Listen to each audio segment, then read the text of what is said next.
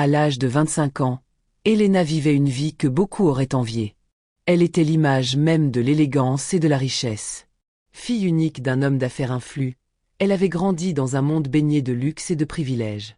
Chaque matin, elle se réveillait dans un somptueux manoir, entourée de tableaux de maître, de meubles anciens et d'objets précieux. Elle n'avait jamais eu à se soucier de l'argent ou de l'avenir. Son père, un magnate de l'immobilier respecté et redouté, lui avait légué un empire de biens, des complexes hôteliers, des tours de bureaux, des appartements de luxe dans le monde entier. Mais Elena, loin d'être une jeune femme intéressée par le matérialisme, se sentait étrangère à ce monde. Derrière les paillettes de sa vie dorée, elle avait toujours trouvé que l'amour et les relations humaines étaient les véritables trésors. Contrairement à son père, obsédé par le pouvoir et l'accumulation de biens, Elena chérissait les choses simples, les voyages, les rencontres authentiques et l'exploration de la beauté de l'art et de la culture. Elle avait toujours rêvé de trouver sa place dans le monde, loin des exigences et des attentes que sa position imposait. La richesse n'était pour elle qu'un accessoire de confort, un moyen de voyager, de découvrir, d'élargir son horizon. Elle croyait fermement que les vraies valeurs se trouvaient dans les émotions partagées, dans la complicité avec ceux qu'elle aimait, et dans la liberté de choisir sa propre voie. Mais un jour, tout bascula. La trahison frappe toujours là où on s'y attend le moins, et dans le cas d'Elena, c'était précisément au moment où elle pensait que sa vie ne pouvait être plus belle. Le décès soudain et mystérieux de son père fit trembler les fondations de son monde.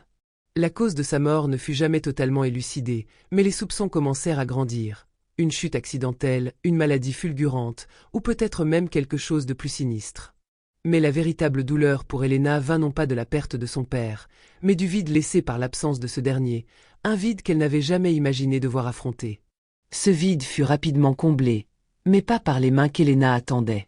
Sa demi-sœur, Vanessa, la fille d'une maîtresse de son père, se saisit sans vergogne de l'héritage qu'Elena considérait à tort comme une affaire d'amour paternel. Vanessa, une femme ambitieuse, calculatrice et sans scrupules, n'avait jamais été qu'une ombre dans la vie d'Elena. Alors qu'Elena vivait dans l'illusion que l'amour familial primerait dans cette succession, Vanessa, elle, n'avait jamais cessé de nourrir une ambition dévorante. Soutenue par des avocats corrompus, des témoins prêts à mentir sous serment, et des alliés stratégiquement placés dans les rouages du système, Vanessa manipula chaque détail de la succession pour écarter Elena de l'héritage. Ce n'était pas juste un jeu de pouvoir, c'était une guerre froide et calculée pour détruire ce qui restait d'Elena. Les documents furent falsifiés, les témoins achetés, et dans les coulisses, les manipulations et les mensonges se multiplièrent. Pour Elena, le coup fut plus qu'une perte matérielle, c'était une profonde trahison. Vanessa, sa propre demi-sœur, qu'elle avait vue comme une rivale sans grande importance, s'empara de ce qu'elle considérait comme son droit, l'empire familial. L'injustice était totale, la douleur, insupportable. Mais ce qui la brisa le plus, ce fut le fait que Vanessa, avec une telle froideur, avait su détruire tout ce qu'elle avait de plus cher en un claquement de doigts. Dépossédée de tout, Elena se retrouva dans un monde totalement étranger. Le confort luxueux de sa maison, l'affection feinte des serviteurs et des amis influents, tout cela s'effondra. Elle n'avait plus rien. Plus de famille. Plus de richesse. Plus de respect. Son identité d'héritière n'était plus qu'un lointain souvenir. L'Elena que le monde avait connue n'était plus qu'un fantôme, une silhouette oubliée dans les rues de la ville. Éloignée de la société qu'elle avait côtoyée, elle erra pendant des années, rejetée par ceux qu'elle croyait être ses alliés. Un ancien ami d'enfance, une vieille amie d'université, tous l'avaient abandonnée. Le monde semblait l'avoir engloutie. Elle erra dans les bidonvilles, vivant de petits boulots mal rémunérés et de quêtes désespérées pour survivre. Ce qu'elle avait connu comme une vie dorée n'était plus qu'un mirage dans le désert de sa douleur. Les rues étaient froides, cruelles et pleines de rejet. La solitude l'envahit à tel point qu'elle finit par s'oublier, noyée dans la poussière de ses rêves brisés. Ses vêtements autrefois de haute couture étaient désormais des haillons, et la beauté qui brillait en elle semblait avoir disparu sous les cicatrices de la misère. Mais au fond, c'était la trahison qui la hantait le plus. Comment Vanessa, sa propre sœur, avait-elle pu la laisser ainsi, la traiter avec une telle cruauté? Les années passèrent comme un brouillard, sans but, sans lumière, sans avenir. La douleur de la perte s'alimentait chaque jour de la colère d'avoir été trahie par la personne qu'elle avait aimée et protégée. Mais c'est cette même colère qui commença à se transformer en quelque chose de plus puissant, de plus sombre. Elle devint la force motrice de sa quête intérieure, une soif de justice qu'elle ne pouvait plus ignorer. Un soir, alors qu'elle s'abritait dans un coin sombre de la ville, battue et maltraitée, épuisée de vivre, Helena se laissa aller à une prière désespérée. Elle ne souhaitait plus la richesse, car elle avait appris que cela ne résolvait rien. Ce qu'elle voulait, ce qu'elle ressentait au fond de son âme, c'était la justice. Elle ne demandait pas la pitié, elle demandait l'équilibre. La vengeance, oui, mais une vengeance qui soit plus qu'un simple acte de haine. Elle voulait détruire ce monde cruel qui l'avait écrasée, et en le faisant, redonner du sens à sa souffrance. Elle ferma les yeux, une sensation étrange la traversa, comme si elle se détachait de la réalité. Le monde autour d'elle devint flou, ses pensées se confondirent avec l'air lourd et humide de la rue. Ce moment de vide total, de rupture avec le monde tangible, lui sembla durer une éternité. Quand elle rouvrit les yeux, tout avait changé. Elle n'était plus dans la rue. Elle n'était plus dans la souffrance. Une lumière douce mais intense baignait son corps, et la voix qui s'éleva dans son esprit était profonde et surnaturelle. Tu as été appelée à un autre destin, Helena. La vengeance n'est pas un chemin de retour. Mais toi, tu as encore un rôle à jouer. C'était là que tout bascula. Helena n'était plus la même. Ses sens étaient aiguisés, sa perception du monde était différente. Une nouvelle force, une puissance qu'elle ne comprenait pas encore, l'envahissait. Elle avait été ramenée à la vie. Mais à quel prix? La voix dans sa tête lui susurrait que la vengeance serait la seule rédemption possible. Et ainsi commença son voyage vers la justice, un voyage dont elle ne pourrait revenir. Avec son nouveau pouvoir, Helena n'était plus la victime fragile qu'elle avait été. Le temps passé dans les rues sombres, luttant pour sa survie, l'avait forgée en une femme nouvelle, plus forte et plus déterminée que jamais. Cette transformation n'était pas seulement physique.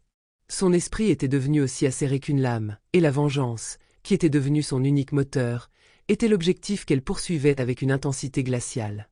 Mais contrairement à ce qu'elle avait imaginé, sa mission ne se limitait pas à détruire l'héritage volé de Vanessa. Elle n'était pas simplement là pour reprendre ce qui lui revenait. Non, Helena avait l'intention d'humilier Vanessa, de la forcer à regarder dans les yeux ce qu'elle était vraiment. Une opportuniste sans scrupules, prête à tout sacrifier pour un pouvoir qu'elle ne méritait pas. Vanessa, désormais maîtresse de la maison familiale, vivait dans ce qui semblait être un monument à l'illusion.